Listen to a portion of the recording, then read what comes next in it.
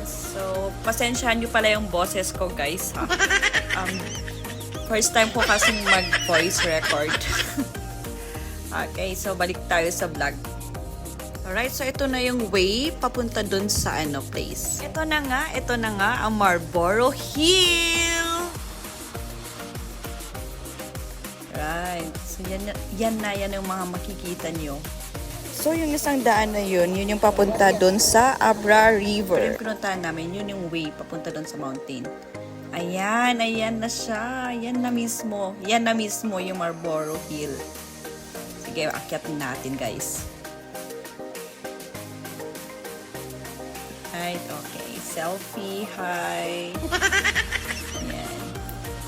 Alam niyo, first time ko kasing pumunta dyan. So, parang very happy ako. May nakikita akong mountain sa paligid.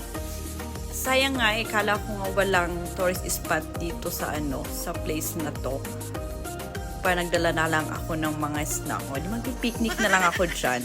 Yan. So, yung barangay na to ay sa Mabalite, Tajan Mountain Province. So, yan. Makikita mo yung Abra River. Tapos makikita mo dyan yung bridge sa Cervantes. Pati na din yung skyline. Pero yan, natakpan kasi ng clouds. Yan. Grabe, ang ganda dito. Promise, guys. Ang gusto nga mag-stay dyan ng one night. Tapos magka-camping ako. Wow, di ba? Yan. Tapos yung mga mahilig mag-motor trail, pwede din ata dyan. Kasi pwede kayong maghanap ng way dyan sa Mabalite, papuntang Quirino. Yan. Motor trail ba tawag dun?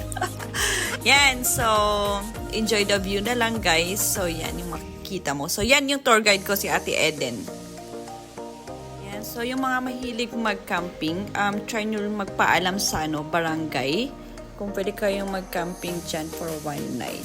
And, malapit lang naman ang barangay hall nila dyan. So, yan lang yung nakita ko that time na pinuntahan ko yan. Pero, I'm very satisfied kahit ang haba ng biyahe. Kasi, it takes 3 hours sa amin na pumunta dyan. So, yan. Kung alam ko lang na maraming tourist spot sa Mabalite, why not stay for one night, diba? Ayun, so may story din yung, yung dalawang bundok, nakagitna yung lake, yan.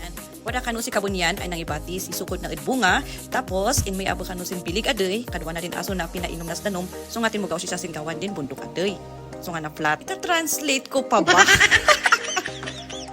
So, sinabi nila, yung pangalan ng Mabalite is galing doon sa aso or doon sa kahoy.